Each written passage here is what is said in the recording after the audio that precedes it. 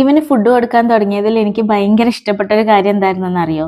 ഇനി സെറിലാക്ക് വാങ്ങാലോ എന്നതായിരുന്നു. ഞാനൊരു ഭയങ്കര സെറിലാക്ക് ലവറാണ്. ചെറുപ്പത്തിൽ ഞാനൊരു സെറിലാക്ക് ബേബി ആയിരുന്നു എന്നൊക്കെ ഉമ്മച്ചി പറഞ്ഞ് കേട്ടിട്ടുണ്ട്. അപ്പൊ ഇവനൊരു 8-7 months ഒക്കെ കഴിഞ്ഞപ്പോൾ ഞാൻ സെറിലാക്ക് വാങ്ങി.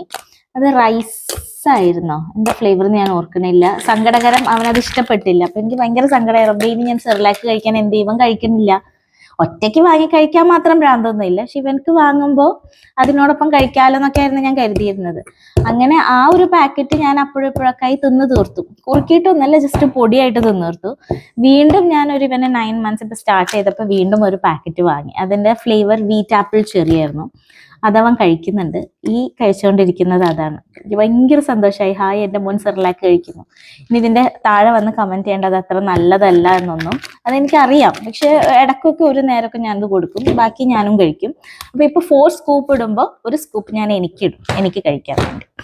അപ്പൊ ഇത് പറയുമ്പോൾ I have to mention one of my senior ചേച്ചീസ് കോളേജിൽ മൂപ്പര് സെറിലാക്ക് ഇങ്ങനെ റൂമിൽ സ്റ്റോക്ക് ചെയ്ത് വെക്കും. ഇതറിയുന്ന ഞങ്ങൾ എന്ത് ചെയ്യും? ഇടയ്ക്ക് ചേച്ചീൻ്റെ അടുത്ത് പോയി ഡോറ് മുട്ടും.